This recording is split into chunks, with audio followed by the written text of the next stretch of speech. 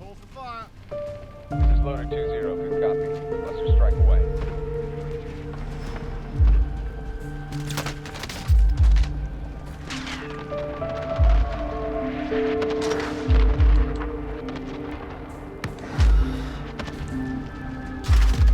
Oh god, I'm fucking stuck in between two guys in third place. Got hit by a rocket.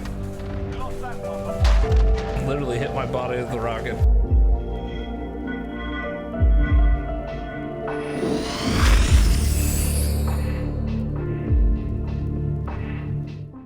What's up, Misfits? Maverick here, back after a short break with some non-COVID related health issues, but we are jumping right back into things where we left off, where we were having our discussion about decision making in Call of Duty Warzone.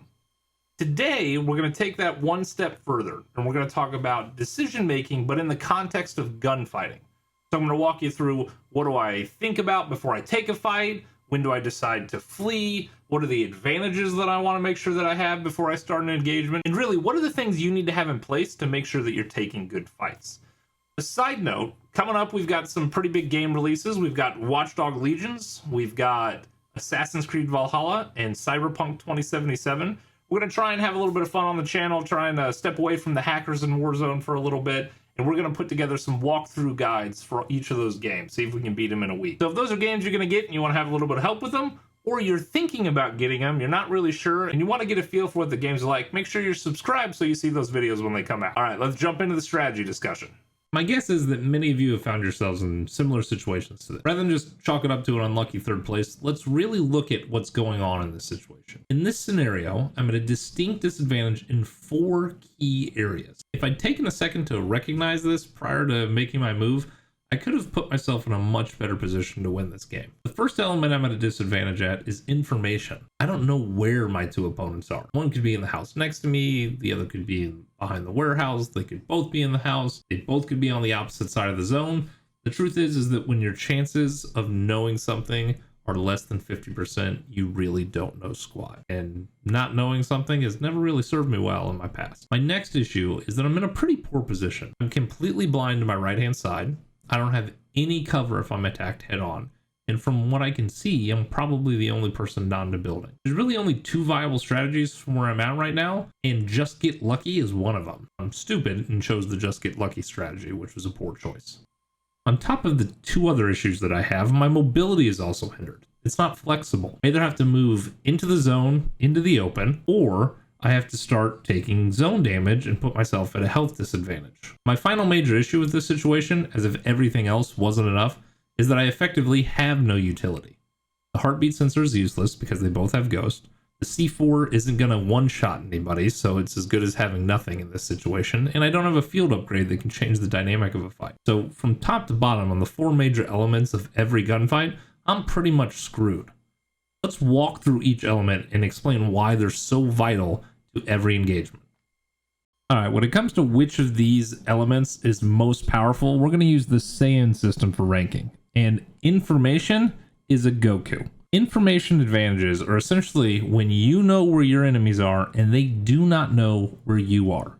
This is by and far the strongest advantage that you can have when it comes to an engagement. This advantage alone can typically win a gunfight before it ever begins because of how quickly you can kill an enemy when you get the first shot. So I lean in really heavily to trying to acquire an informational advantage, and if I have an informational advantage, it's not one that I let slide. I try to dominate that situation as quickly as possible.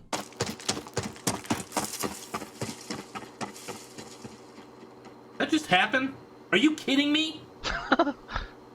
Next up on our Saiyan power scale is the Vegeta, or the positional advantage. A positional advantage is when you hold a dominant position that allows you to essentially control the terms of the engagement. Position's a very important part of any gunfight. If both players know where each other are, so we're equal in the first advantage of information, you're typically going to see the player with the dominant position win the gunfight.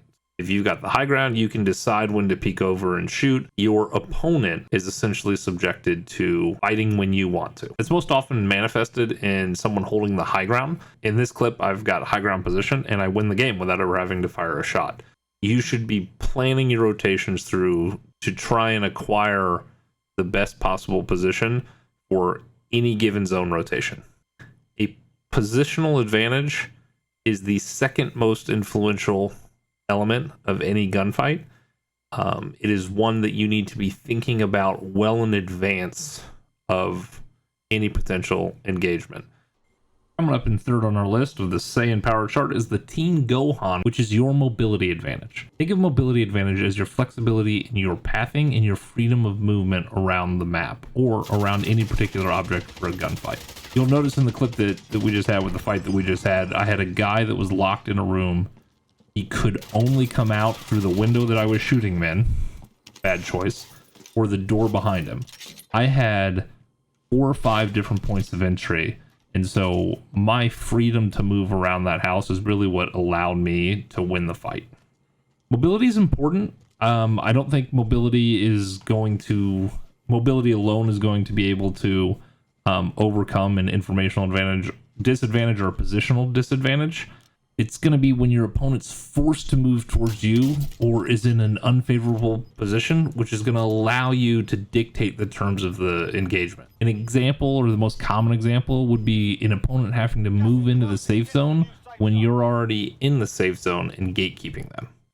And finishing off our list of 4 for the Saiyan power chart is Hercule, which is the utility advantage. Now, a utility advantage is going to be when you have some sort of inventory item that can change the terms of an engagement, whether that's letting you know that the player is there in advance, or something like a stun grenade that can slow the enemy down and catch them off guard when they're pushing you, or a self-revive that allows you to get back up, UAVs, field upgrades, this type of thing. It's really any type of utility. It's just something that gives you a little extra edge in any gunfight. I think that this is something that is useful and can catch people by surprise. If it's the only advantage you have, this is by no means an advantage which you should initiate a gunfight with, in my opinion. You'll notice in this clip I'm really putting to use the heartbeat sensor, varying the gas mask, and then of course using the C4. That's really just awareness of where we are at the map and knowing that he's going to take any type of splash damage with it. If I don't have the C4, I don't win there. I wasn't in a good spot, but I was able to do just a little bit extra. It was just enough to really turn the tide of the engagement. So utility is nice to have and important. I think that you need to be thoughtful about when you use your utility. It's not something I think that you need to be wasting. If I had used the C4s in another engagement when I didn't really need them, I wouldn't have won that fight. Just be thoughtful if you have utility when you're going to use it, and make sure that you are using it in a way that really turns the tide of an engagement. Don't just use it because you have it.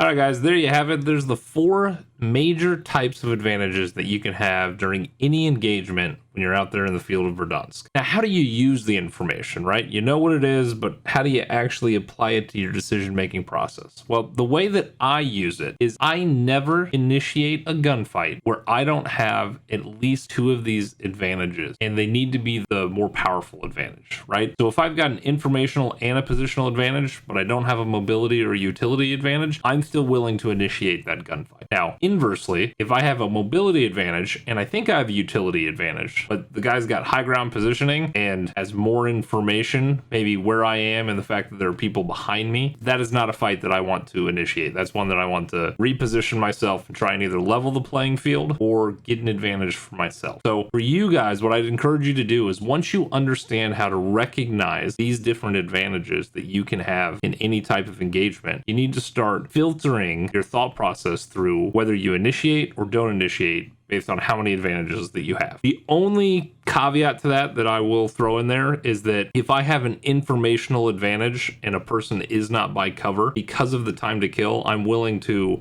essentially initiate a gunfight only on the informational advantage in that unique circumstance. Hopefully you guys found this useful. Hopefully when you're getting involved in gunfights, you can start to learn to recognize the different types of advantages, and you can really improve your game and start getting more victories by putting this into practice.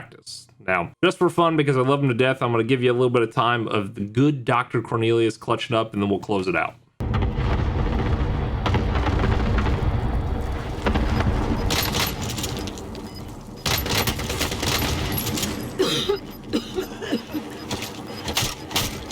Yes, man. 1v1. Oh my god, what a clutch! Yes, clutch!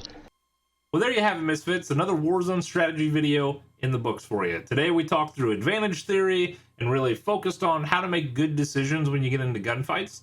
If you enjoyed it, do me a favor, click that like button. If you have any ideas or any problems you're looking to get some help solving when it comes to Warzone, go ahead and drop a comment down below, and I'll make sure that I get to making some videos, some new, unique things for you.